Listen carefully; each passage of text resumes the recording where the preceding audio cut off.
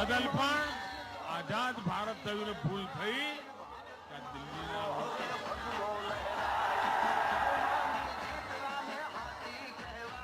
એટલે કોંગ્રેસના આલા કમાને આદરણીય ખડગેજીને અહીંયા મોકલ્યા. કોંગ્રેસ પાર્ટીના નવા પ્રમુખ છે એમને મોકલ્યા અને ખડગેજીને હું ઓળખું છું, એમનો ખૂબ આદર કરું છું, એમનું સન્માન કરું છું.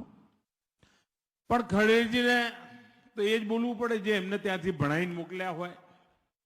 હવે તમે મને કહો, રામ ભક્તોના ધરતી પર રામ ભક્તોની સામે એમના પાસે બોલાવડાવવામાં આવ્યું કે તમે મોદીને 100 માથાવાળો રાવણ કહો. તમે જેટલો કીચડ ઉછાળશો એટલું જ કમળ વધારે ખીલવાનું છે.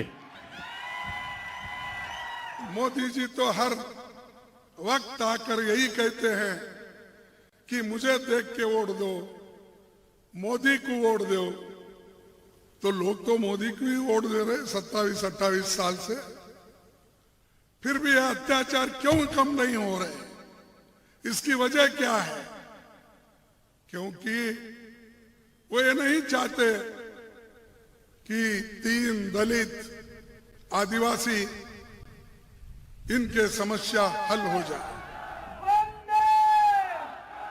पक्की गारंटी है, गुजरात में 1 मार्च के बाद आपका बिजली का बिल 0 आया करेगा. जिसको 0 बिजली का बिल चाहिए, सारे जने झाड़ू पे बटन दबा देना. चाहिए कि नहीं चाहिए? और सारे सर्वे में अब आ रहा है, आम आदमी पार्टी की सरकार बन रही है. बीजेपी जाए 6, आम आदमी पार्टी आवे 6.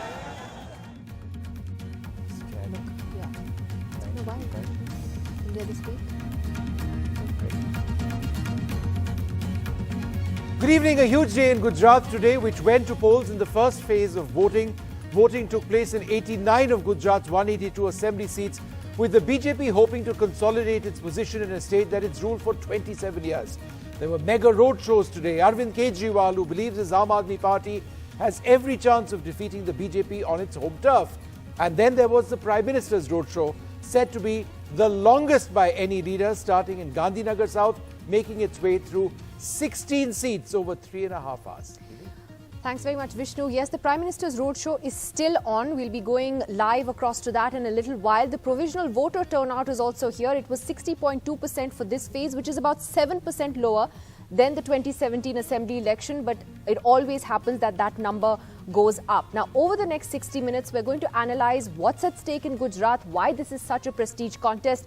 Remember, if the AAP does well, it will emerge as a key challenger to the BJP nationally, possibly. The Congress has had a very low-key campaign. Some say it's hardly campaigned or not campaigned at all. What does that bode for the party? And in the middle of this, Rahul Gandhi's Bharat Jodo Yatra, how will it be impacted by the Congress's performance, whichever way this goes? But first, joining us on the program tonight is Aam Aadmi Party Member of Parliament in Gujarat in charge, Raghav Chaddha. Raghav Chaddha, thanks very much for joining us. How was the day? Well, the day was very well for us. It has been, we've had lot of excitement and huge numbers flocking to our polling station and booths and tables that we had set outside the polling centers. Number two, the AAP actually put up more polling tables and booths than the BJP. And number three, our assessment, Nidhi, is that the traditional BJP voter who usually steps out in huge numbers to vote for the BJP, this time, due to disenchantment and absence of hope in BJP's campaign, did not turn out in huge numbers. The maximum vote, the maximum people who stepped out to vote were essentially a vote for change, a vote for parivartan. And one thing that I, as somebody who's been campaigning for the party in the state, have noticed, and all my party colleagues, including our leader, Mr. Kejriwal, have noticed across, not just in Saurashtra and South Gujarat, which are considered to be strongholds of AAP, but even in North and Central Gujarat, is a palpable desire, a sense for parivartan and change. Sure. But Raghav, that people are yearning for change.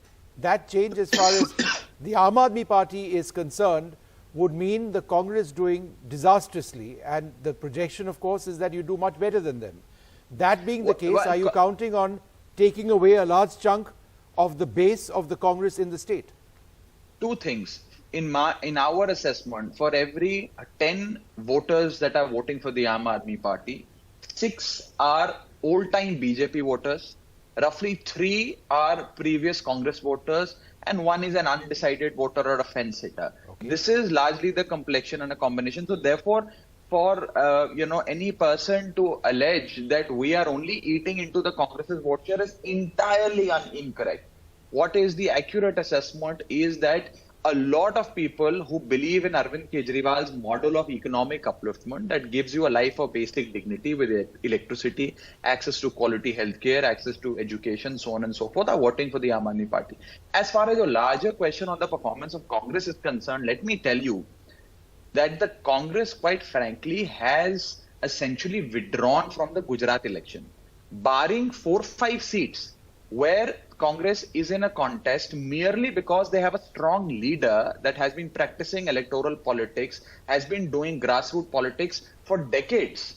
There is no other area in Gujarat, no other district or no other pocket in Gujarat where Congress is, quite frankly, actually even in a contest. And therefore, it essentially brings us down to a proposition that perhaps Congress today has turned into an NGO. It has withdrawn from the business of fighting elections. Okay. It only does social work from time to time and carries out long padyatras. We'll ask but it the is Congress, no more in the business of fighting We'll ask elections. the Congress about that because, I mean, you're right, there is some criticism of the fact that the Bharat Jodo Yatra is being pitched not to win elections, and that's a separate story. But on the Aam Aadmi Party itself, Raghav Chadha, many of those who, are reporting from Gujarat also believe that maybe the AAP is, sort of over ambitious at this point, that there's a clear favorite in Gujarat. It's very hard to beat Mr. Modi on his own home turf. So in a sense, is it now the fight for who comes second? Would you agree with that? That is just a fight for the runners-up position? 2002 election in Gujarat, 2007 election, 2012 and 2017 election. These elections may have been fought on the Modi factor, but the 2022 Gujarat election is being fought on the Kejriwal factor. And take it from me that AAP is going to trump the BJP in the upcoming polls. In these polls, the phase 1 as well as the phase 2. Number 2, there is, as I've said, if it was so convenient for the BJP and if it is the BJP's home turf and BJP is all set to win and they're, absolutely not perturbed with what the AAP is, the kind of ground that AAP is gaining in the state of Gujarat, why would the Prime Minister require to sweat it out for 5 to 6 hours and carry out a long 50-kilometer road in every state? He does that in every state. Well, he campaigns in every state. He is the face of the BJP. But Raghav, let me ask you this. He doesn't carry out 50-kilometer long road shows. He did a massive road show, I remember, on the eve of the last UP election as well. In 2017 also, I remember, there were 3 days of massive road shows by the Prime Minister there, and everyone thought, that must be because the BJP is on the back foot. Actually, they did phenomenally well. And they're calling this the largest, Raghav. They're saying that 3.5 hours, it's still going on, apparently. They pitched it as being the largest. I mean, that's an election ploy. Well, Vishnu, if the BJP is so scared of the Aam Aadmi Party in the state of Gujarat that they refuse to show up on panel discussions where there is an AAP representative in any channel, whether it's a national channel or Gujarat channel, they attack only the Aam Aadmi Party. They take down hoardings of only the Aam Aadmi Party. They abuse only Arvind Kejriwal. They physically assault only our leaders.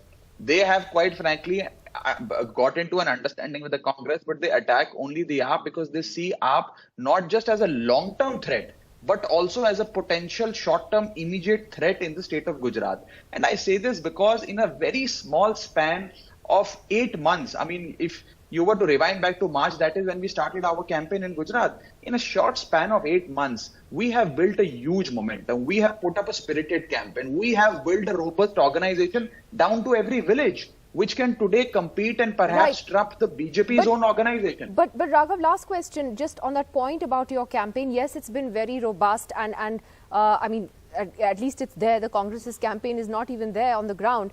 But, one of your weaknesses has been that you all didn't do very well in the Panchayat elections. So there's a sense that you're not that strong in rural Gujarat.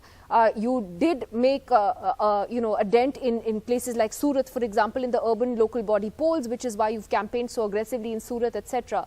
Have you been able, in your view, to bridge that gap?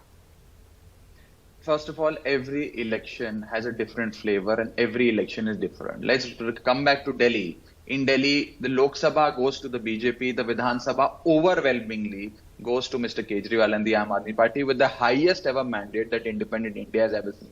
So every election is different. Number two, this is also a very puerile and an incorrect way of looking at things, that AAP is only a Shahri party or a party that is which has support only in cities and not in rural areas. Take it from me that this time AAP's performance in tribal areas, AAP's performance in hardcore rural areas is going to be far better than AAP's own performance in cities. I'm not saying cities is going to be bad so in any bottom which line, way, Raghav, I need to wrap this up. relatively. Yeah. Are you going to win this, be honest, or are you going to be a strong second? He's going to say they'll win. Aam Aadmi Party is winning this election. Are you sure? And I'm saying this. We are winning this election. We are trumping the BJP. The graph, Vishnu, of the BJP since March, BJP was at 48%. The graph of the BJP has been coming down like this. AAP was at 0% in March. Our graph has been going up like this. This is the trend, and we have surpassed the BJP in vote share. This election is an overwhelming, an election so we'll where have there is you an on overwhelming board sense of when you win these elections, or even if you don't, either way, Raghav. We'll replay this bite for you. And be careful what you wish for. You may be proven to be correct as well. So let's see what happens, Nidhi. All right. This election, Vishnu, I can tell you, is going to change India's political landscape for sure. And Aam Aadmi Party, in my view, in our surveys, and that's the sense that I've got on the ground, not just as somebody who's the co-in-charge of the party in the state, but as a student of political science. We are winning this hands down. All right. Just recorded that. We've recorded all of that. Thanks, Raghav. Thanks very much. Well, let's go straight across to our panel. And let me first, ask the first question to Mr. Sanjay Kumar, professor of at CSDS, well-known psephologist. Sanjay Kumar, what are you picking up? We can't do exit polls, we can't do opinion polls. The election is still on. There's another phase on Monday. But I wanted to ask you that eternal question that fascinates me. How do you see the turnout today? It's almost 7% less than this than the last assembly election. What does a lower turnout tell you necessarily? Nidhi, I think without looking at the evidence, a theory has been built up, and this has been floating for the last many decades. A lower turnout is an indication of pro-incumbency, and a higher turnout is an indication of anti-incumbency. I must tell you that I have analyzed the data over last several decades, and I have looked at the assembly election results and the turnout of almost 400 assembly elections over last several decades, and the story comes out very, very clear that there is no straight relationship. Turnouts have gone down, governments have got re-elected, and governments have got voted out, and the vice versa. The point I'm trying to say is that let's not read too much on the lower turnout. First, you have already mentioned right at the beginning that there are chances of revision in the when we get the final figure. This will certainly go up, but I think still this turnout will be less than what we have seen in these localities which went to poll today compared to 2017. But I don't see this as an indication of pro-incumbency or anti-incumbency. If I would go by whatever I have been looking at, the mood of the people in the Gujarat earlier, even if it was a higher turnout or lower turnout, I'm not going to interpret these in terms of how people have voted. I think, in my opinion, you were asking this question to Raghav, that whether the fight is for the number 2 and number 3 position. In my opinion, it is really a fight for number 2 and number 3 position between Aam Aadmi Party and Congress. And in my opinion, BJP is ahead, far, far ahead in the electoral race. Piketi Navyar, if you look at, on the one hand, you've got the BJP, which has been in the state for 27 odd years, and there is a call for change. There is the incumbency factor, whether you like it or not. And what Kejriwal promises is something which has worked in Delhi. I mean, 300 units of free electricity, old pension, a pension scheme for old people, improving education, health. It's worked in Punjab as well. Why won't it be, decisively attractive for voters in Gujarat? Well, this is one of the biggest mistake what we make often. The mistake is that we compare every state in India is very different and the different thought process. Look at from the point of view of Gujarat, 27 years one government is in power. When we question how come a party is coming and how the party will not come back again, we are questioning the electorate of the Gujarat. That is one point. Second part is that Gujarat is one of the most developed states in the country, and it is a role model for the development for the every state, rest of all the states. If you recall about 15 years back, when the vibrant Gujarat as a development model came in, every state including Mamta today or even in the Nitish Kumar is doing an economic summit and investor summit. Where is this have come up? It has all derived out of the Gujarat. So there is a Gujarat model of development. I often ask people. That's interesting, but I often ask the people in Delhi, for an example, we are sitting here. In any of us, have you ever find a single person working as a labor in any of the construction site, a Gujarati working in Delhi or in any other city? You will no. So we will let's not talk be able a little to bit find. about the Gujarat model of development. It is true, just in the run-up to these elections, a massive project generating thousands for transport aircraft for the Indian Air Force, a semiconductor plant. These were all the Defence Expo, all in Gujarat. So the Gujarat model, bring in investors into the state versus what the Aam Aadmi is doing, which is basically looking at the mohalla, something which they're experts at. How do you weigh these two options for voters? I think, Vishnu, it comes from also this vibrant Gujarat that PKD Nambiar is talking about. When you had people, the foreigners who came, foreign dignitaries who came, were actually from, with great respect I say, from smaller countries who could not really bring too much. But the perception that was created was that lakhs of crores are coming in, which actually didn't happen. But the idea that you could, you could bring in money from outside and industrialize, that was key and was core. The Prime Minister will not quote me, will not mind my quoting him when he said at a small gathering that he was told that the Japanese want a golf course outside Ahmedabad, etc. And they're going to, it's going to spoil a lot of, or it's going to take a lot of land. And he said, well, I said to them, if they want to dig a few holes and we get so much money, where's the problem? So I think that is what is at the core. But I must say that this touted Gujarat model of development is actually the Prime Minister's office model of development. Mr. Kailashanathan, who is the trusted civil servant of the Prime Minister, has now got 7 extensions. He retired in 2013, the IAS well, actually officer. half this government has got extensions, if you, that is true. But what I'm saying, Nidhi, is that actually many departments. That the Gujarat model of development is actually the governance from the PMO. So, and is working well. You're saying that it contrasts starkly with what the Aam Aadmi Party. I think though politically the issue here, Anshul Avijit, is, we've seen a very vibrant campaign by the BJP, a very vibrant campaign by the AAP. And in contrast, the Congress is invisible, literally invisible in Gujarat. Rahul Gandhi came for one day. Has the Congress, in a way, given up the fight even before the election? Absolutely not. This is a focused, concentrated campaign. I mean, there's an echo I can hear. We'll try and fix that. It's a focused, intense campaign, which is a localized campaign, which is a micro strategy. I mean, this kind of campaign is working on the ground. It may not have reached the rarefied atmospheres of the media houses and other places, but it's right there on the ground. In fact, every constituency has its own kind of manifesto where we've taken up local issues.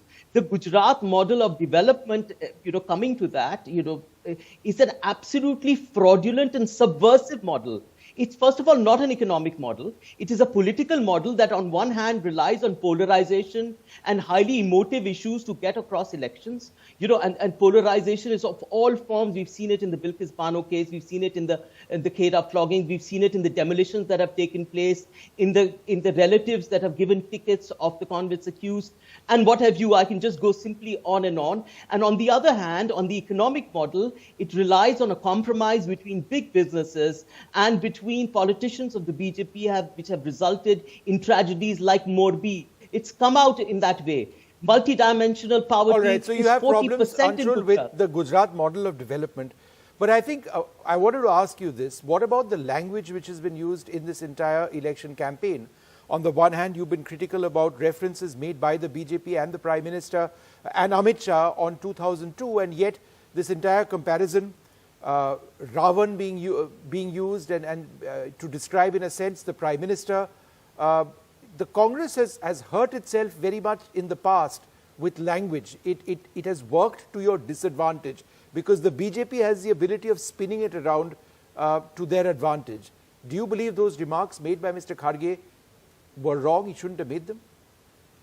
But the Prime Minister has never been averse to invoking mythology to characterize opponents. I mean, he did it in the Rajya Sabha. I mean, it was reminded by Renuka Chaudhary ji of the kind of, in that mocking kind of way in which he used. I mean, all nature of BJP spokespersons and leaders have used all kinds of personal remarks. And a bearded comment came from no less than the Chief Minister of Assam. Time and again, these kind of sort of mocking, undermining, demeaning So you believe the comments Congress should do that as well?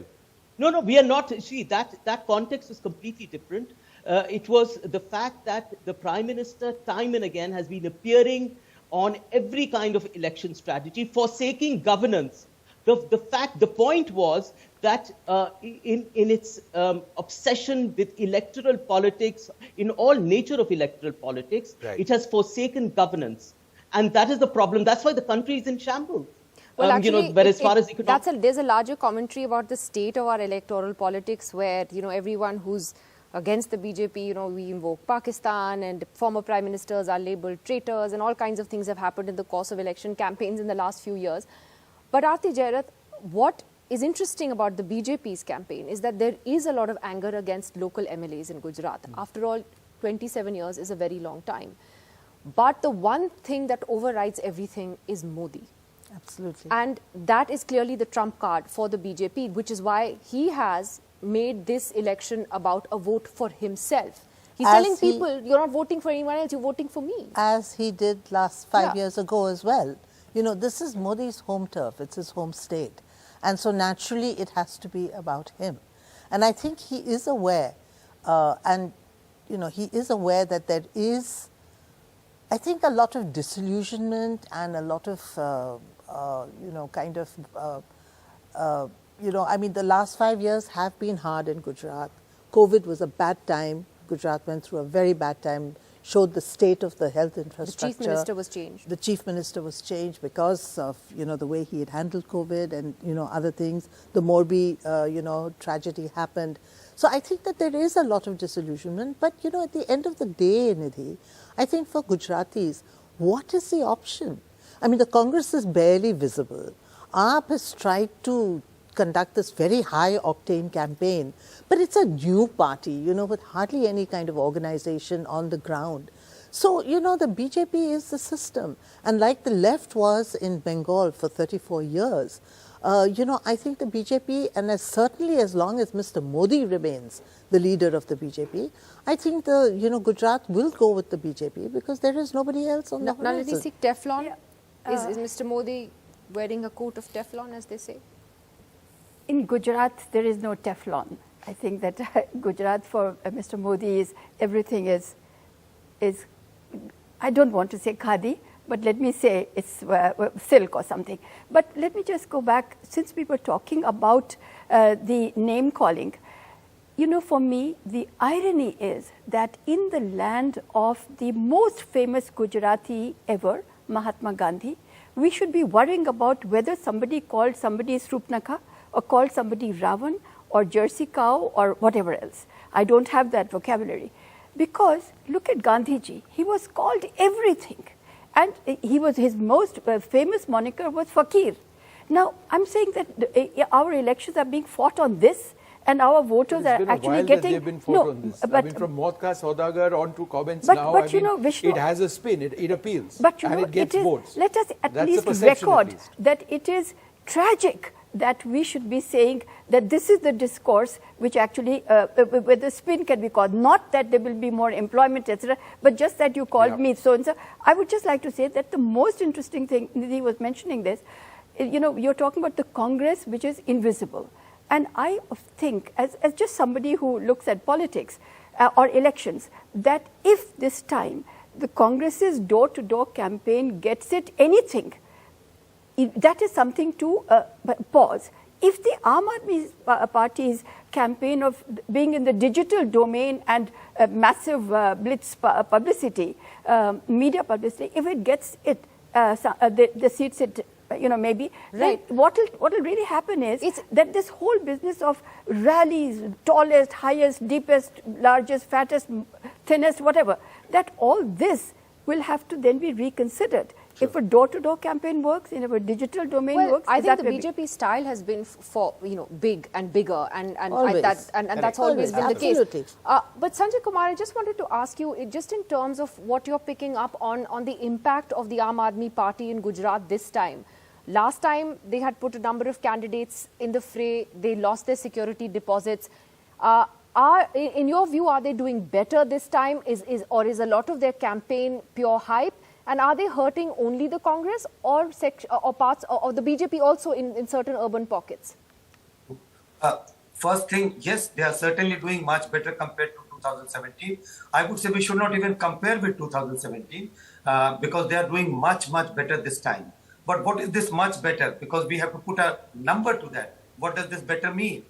Better doesn't mean that they're winning election. Better also doesn't mean, in my opinion, that they are winning 20, 30 seats. But I think better, in my opinion, means they are in a range of getting, say, 18 to 20% vote. And in my opinion, this should be considered as a very good performance in a state which is BJP's bastion.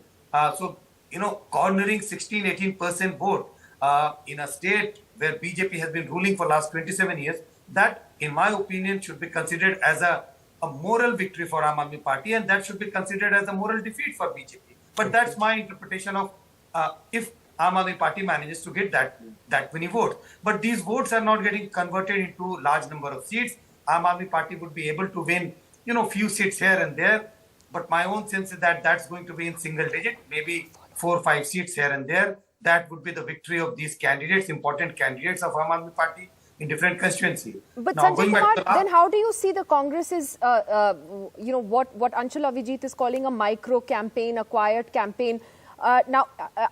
Is it that, or is it that there is a lack of leadership on the ground? The Congress cadre is demoralized. Look, in the last assembly election, they were able to keep the BJP at 99. They were at 77. There were so many seats where the margins were, less than 1,000. So the Congress actually did a lot better than many expected in the last assembly poll. But what has changed between then and now? It's a very different Congress, isn't it? No, Nidhi, you have already mentioned leadership crisis, the demoralized party workers, but I would put one name to that.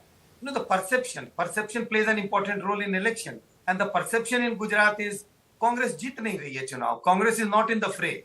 When I was visiting Gujarat, when we were doing our own survey, this is what was this was coming out as the biggest story about Congress. Congress chunav hi nahi lad rahi hai. Congress is not in a position to defeat BJP. And this one statement has all these elements put together. Leadership failure, leadership crisis, Congress workers are not on the ground, leaders are not campaigning. So I think there is a lot of issues with regard to Congress when we look at how Congress has contested 2022 elections. Okay. Right. Aarti, is the BJP, they do face a considerable fight from the Aam Aadmi Party, but is the BJP's task somewhat easier? Because a couple of the issues which they faced in the past are not issues right now. The Patidar agitation is not quite the issue right now. There's been no protests in the traders, in the trading community or among farmers, and several Congress leaders have defected to the BJP. Absolutely. And so, the two big faces of the Congress campaign from 2017, Hardik Patel and Alpesh Thakur, both of them are with the BJP today. And Jignesh Mevani, who was the third pillar of the Congress campaign, he's been kind of, sort of scuppered really because, they, filed cases against him, they arrested him, he was sent off to Assam, put in jail there, and so on and so forth. So, to some extent, they took the wind out of his sails. So, the Congress has been left really with nobody to, spearhead their campaign. And, what is really sad in Gujarat is that I think that there are real issues that worry voters.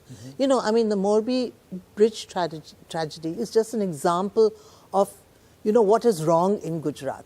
the Gujarat model of development is a real paradox, because on the one hand, you have this highly industrialized state whose GDP is amongst the highest in the country, but on development indices, it's below the national average, whether it's infant mortality, school dropout rate,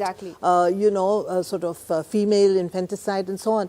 So, it's a real paradox. So I think that there are real issues, but everything gets subsumed in this, Modi wave. If what Sanjay Kumar says is right, and the AAP does secure an 18 to 20% vote share, even if it doesn't translate into a large number of seats, would you believe the BJP would continue to take them seriously? They obviously are, which explains why a lot of things are happening with the AAP lately. But 18-20% vote. It's quite an achievement. That's really huge. I don't know. Maybe I respect Sanjay ji very much as a psephologist, but I think some of the psephologists, many of them, need to get back from the last 3 decades of politics is not there anymore in India, Nidhi. One, it's a smartphone user is the voter today. His thought process of voters voting, like if you really look at it today, the urban votes, of course, traditionally in India, the rural side will always vote more percentage and the urban side less. But what does that mean? The meaning of that is that the rural voters of today is also a smart voter. They will not just go only just on a freebie. This thing. I have traveled all across Gujarat for 13 days. One thing I have realized that even the youngest voter, who is the first time voter, they may not have that the fanboy picture of Narendra Modi. They may not have it, but then they do not have anything against Narendra Modi, or for that matter against the BJP. So I think the unemployment ratio which the Aam Aadmi Party is talking about, it is the least in the country. How can you go with that narrative what worked maybe in a state like Delhi, and the Punjab was altogether a different game altogether. Well, I think only in NDTV, let me be very openly, and we give too much of an importance to Aam Aadmi Party.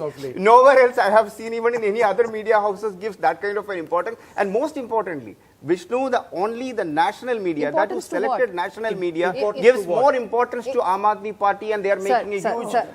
Let me very respectfully say, let's not forget they have won the national capital comprehensively. Absolutely. And they won Even Punjab. They have won Punjab as well. They got Punjab as well. But in the Punjab, they were an opposition party. Sure. So let's be fair. That it's not about NDTV or any other media house. It has to be reported fairly. They are there, and the BJP is taking them seriously. The regional media hardly gives them any space, and that is the truth. When we know the state of the media, Isn't that the real issue?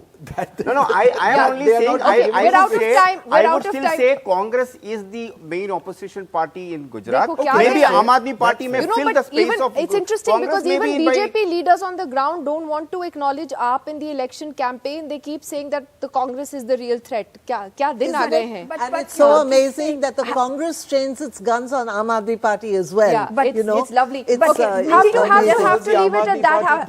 Have to leave it at that. We have to take a break. Ads are a good thing. Ads are a good thing. Anshula, please do come again, because we have another round on Monday, and then we have exit polls, and then of course we have the real results on the 8th. Thank you so much to everyone for joining us. When we come back, we go across to our colleague Ankit Tyagi, who's been covering the Prime Minister's big roadshow in Ahmedabad. More on that after the break.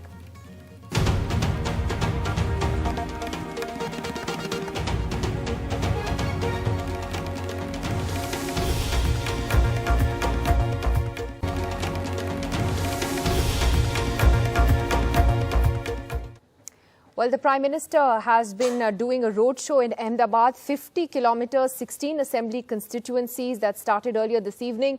My colleague Ankit Tyagi is there and sent us this report.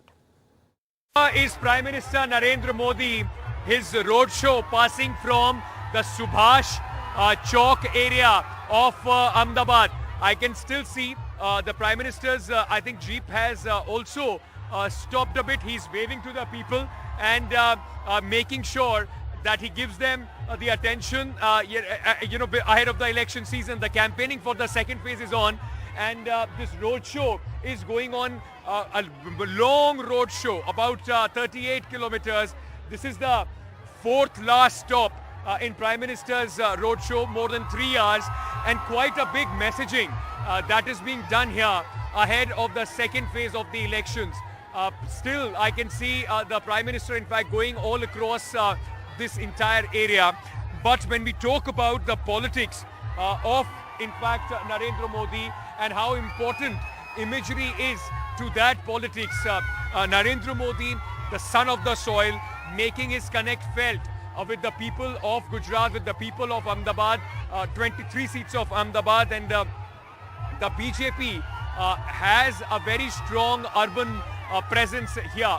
In the 2017 election, the Bharatiya Janata Party won all the 23 seats in Ahmedabad, and they are hoping to repeat this feat after 27 years of incumbency, out of which 12 years were of Prime Minister Narendra Modi himself. The BJP still using his face. All right. So what he has done is, this is our roundabout. So the Prime Minister is taking 2 rounds of this, and this is the frenzy that he whips up. Modi, Modi chants you will hear. You will hear a lot of people waving the flags, wearing the mask, and this is to ensure that people are reminded of, before they go to vote, of Narendra Modi and his connect, not of the issues that they are facing, not of the governance. Most people, you'll talk to them, possibly would not be able to tell you much about Bhupendra Patel, the Chief Minister, who recently, just 6 months back, got the reins of Gujarat. The entire cabinet of Gujarat was sacked to try and cull the anti-incumbency. But for the BJP, this is very important, because they know that the Prime Minister has a connect with the people. And I'll give you an example. We are here and the traffic has been stopped, but you won't find many people complaining. They're just sitting there outside their cars, and the whole atmosphere is being made to feel like a festival. Let me try and get a few words. Sir, आप Thums up कर रहे थे, किसके लिए? मोदी जी के लिए कर रहे थे क्या? मोदी जी के लिए। मोदी जी के लिए कर रहे थे। तो क्यों मोदी जी? यहाँ पे सीएम तो बनेंगे नहीं, वो सीएम नहीं बनेंगे, उनका वोट ही इतना है, वो पॉपुलर आदमी है। पॉपुलर है। तो बीजेपी कुछ भी करे फर्क नहीं पड़ता, मोदी जी के नाम पे, मोदी के नाम के, मोदी जी के नाम पे वोट है। So this is what is the trump card that the BJP is playing at. These ladies also here. आप लोग ट्रैफिक में फंसे हैं या मोदी जी को देखने आए हैं? मोदी जी को देखने आए हैं। देख के जा रहे हैं। तो कैसा लगा, पहले तो ये बताइए, मोदी जी आज एक ओपन गाड़ी में जाए? बहुत अच्छा लगा, बहुत ही अच्छा लगा। अच्छा लगा आपको? बहुत अच्छा लगा। तो ये बताइए कि आज इश्यूज क्या है, मुद्दे क्या हैं चुनाव से पहले, या मोदी जी का चेहरा देख के सब भूल जाते हैं लोग? नहीं, मोदी जी का चेहरा नहीं, कुछ काम हुए तो हैं। अच्छा। हाँ, विकास के काम हुए, हम लोग उस पे हैं। ऐसा नहीं कि उनका चेहरा देखकर ही हम ये कर रहे हैं। अच्छा। विकास के द्वारा। तो उनके राज में जो काम हुए या अभी की सरकार में जो काम हुए? ये उनके राज में भी हुए और अभी भी हो रहे हैं। अच्छा, तो इस वजह से आप उनके साथ हैं? हाँ जी। आप उनके साथ हैं। आप यंग वोटर हो, आप पहली बार वोट डालोगे इस बार? नहीं, सेकंड टाइम डालोगे। तो आपको क्या लगता है, यूथ का क्या इश्यूज है, क्या मुद्दे पे वोट डालेगा यूथ? नहीं, बस मोदी जी को देखने आए थे। So a lot of people here, and sorry, we want Modi. But he's already there. He's the Prime Minister. Forever. मैं MD हूँ, मारुति नंदन का MD हूँ। अच्छा, अभी सर, सॉरी, NDTV की बहुत मेहरबानी, आप लोग ने बहुत मेहनत किया। मारुति नंदन जो रेस्टोरेंट दिखते हैं। सर, आप अपने प्रचार में लग गए, मोदी जी चुनाव प्रचार में लगे, आप अपने प्रचार में लग गए, तो इतना सारा प्रचार कैसे एक बार चलाएंगे? तो चलिए मैं और लोगों से थोड़ी कुछ बात कर लेता हूँ. So that's the connect that the BJP is trying to exploit in this election. All these people, those who are here, क्या देख कर आए? मोदी भाई. मोदी भाई. हाँ. कैसा लगा? अच्छा लगा. अच्छा लगा. गरीबों की गरीब के लिए सहायता करो. गरीब के लिए सहायता मोदी करते हैं क्या? अभी उनकी मर्जी. अभी उनकी मर्जी. हाँ. तो आप वोट डालते हो?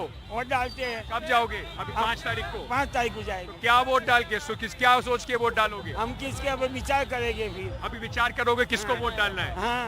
अच्छा, अभी सोचा नहीं है. राजस्थान से आए मोदी जी को देखने. आप राजस्थान से आए हो? क्यों? उनको लाइव देखना अच्छा लगता है। मोदी जी देश के प्रधानमंत्री शेर है वो। अच्छा हाँ, आने वाली सरकार मोदी होगी, मोदी जीतेगा। चलिए, you know, you also understand that all of these people अभी आ रहा हूँ, are supporters of the BJP. So of course you'll get only one side of the picture here, but it also tells you the overarching sense and the feel that for the BJP nothing is more important than the Prime Minister's image, and the kind of machinery that they have, they are able to in fact enhance it many times than any other political party. Just look at this entire campaigning.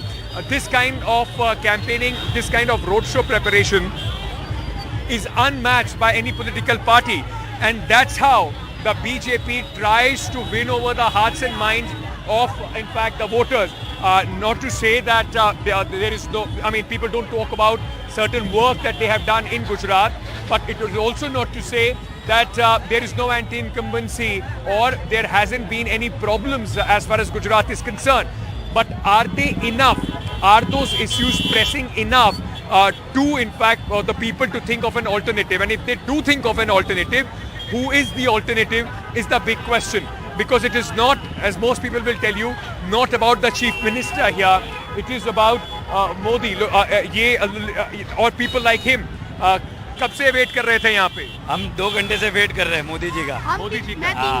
अरे तुम्हारा तो vote भी नहीं है, तो तुम क्या देखने आए थे? हम तो मोदी दादा को देखने आए। मोदी के फैन हो बस? हाँ? किसने बोला मोदी के फैन? घर में बोलते हैं सब। घर में बोलते हैं सब। मोदी है तो मुमकिन है। मोदी है तो मुमकिन है।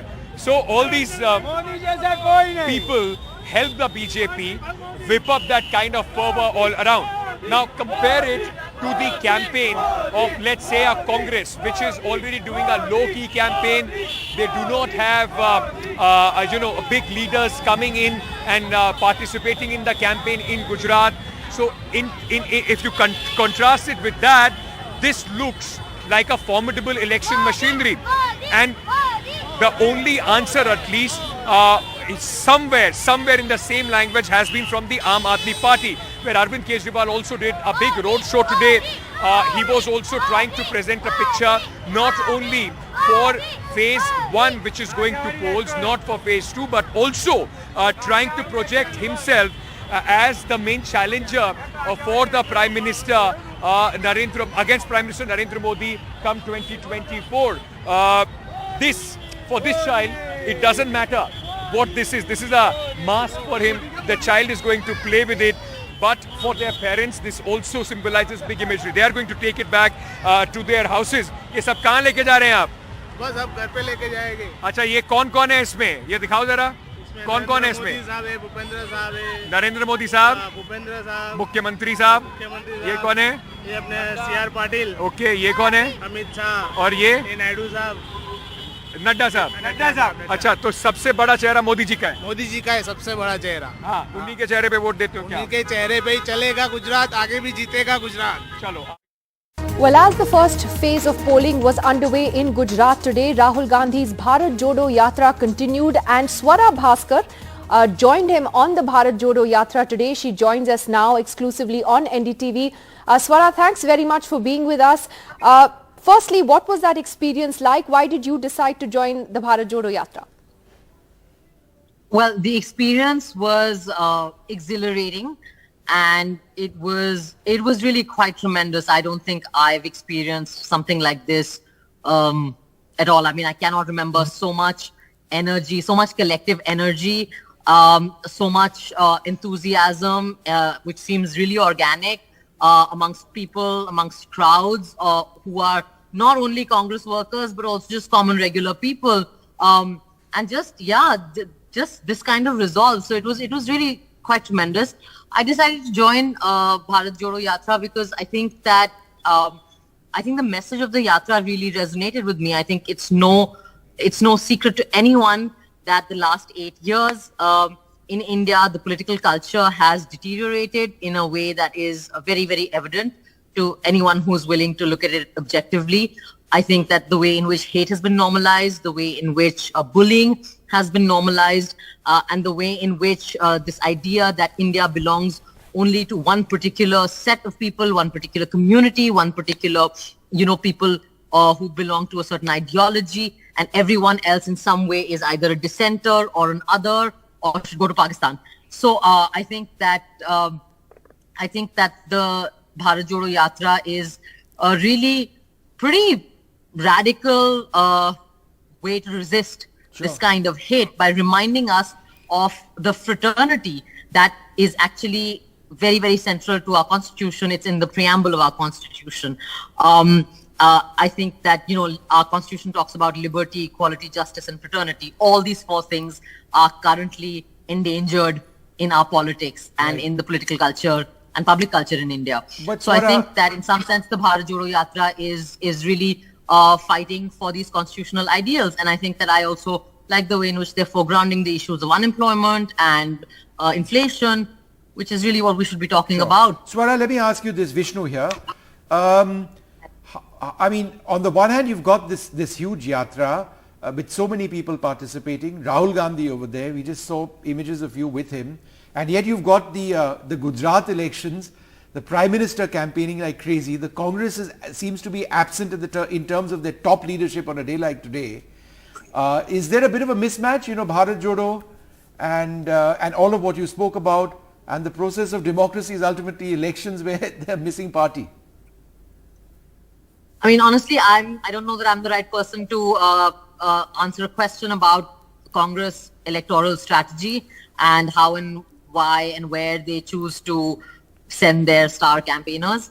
But I will say one thing, Vishnu, which is that, I think that the idea that politics is only electoral politics is actually a bit limiting. And it's frankly we're in a situation in India now where no low is too low as long as it wins elections. And, everything is forgiven if the election is won, and politics is just limited to winning elections. But that's not all politics is. Politics is also about transformation of our country. Politics is about social transformation, about political transformation. So I think that the Bharat Jodo Yatra, and they were pretty clear in their messaging that this is not a campaign toward an election.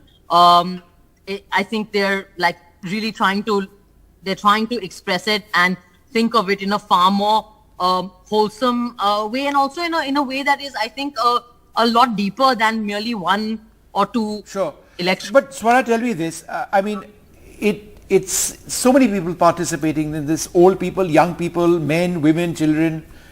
What did some of the people who were actually a part of it, I'm not talking about Congress leaders, I'm talking about the people you saw around you.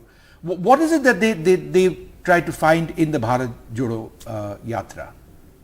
It's amazing. It is just, I don't know how to explain the kind of positivity and enthusiasm that people have. So many people came up to Rahul Gandhi today as we were walking, and I walked for the whole day. I'm you can see, I'm sitting in a car. I'm going to I'm going back now. What did you talk to him about? Well, I talked to him about various things, but a lot of it about what's happening. He asks everyone who talks to him about what's happening with them, about their lives, about what's bothering them. So he spoke to me a little bit about that, and then a lot about just politics and ideas, and a lot of what I'm saying to you right now, about how that there is a need for transformation, not just in terms of elections, but yes, of course, but also a much deeper transformation in terms of our imagination. Swara, just coming. And I was really sorry. I was really struck by one thing, which is everyone came up to him and said something different. So there were farmers who were coming and talking about garlic prices, or the fact that fertilizer is not available in Madhya Pradesh, or there was a guest lecturer who was coming and speaking about the difficulty of guest lecturers in government colleges in Madhya Pradesh. There were women who were coming and talking about their own problems. There were little children. One little child got in and he was like, "Aap kahan rehte hain? And can I have your number?" And and a lot of I was very struck by the fact that there were so many young people, and so many of them, of course, came and said he's an icon for them, and that so many people came and said we're so proud of what you're doing. Just taking off from what Vishnu also asked you earlier, in terms of how this squares off with elections. Look, ultimately the Congress is a political party, and it's not an NGO. So winning elections is important, and clearly, you have a certain ideological view. Therefore, do you believe it's enough to have a Bharat Jodo Yatra, which may be good in intent and idea and so on, without actually focusing on winning elections, which is very integral to the survival of any political party? Well, I know one thing for sure. Again, I'm not sure that this is a question that that is really one that I'm an expert on necessarily. But I will say one thing: you cannot win an election without changing how people think. The fact is that we are in this state. We have voted in a particular kind of majoritarian, authoritarian government twice. So in that sense, it's not like this present government was, thrust on us.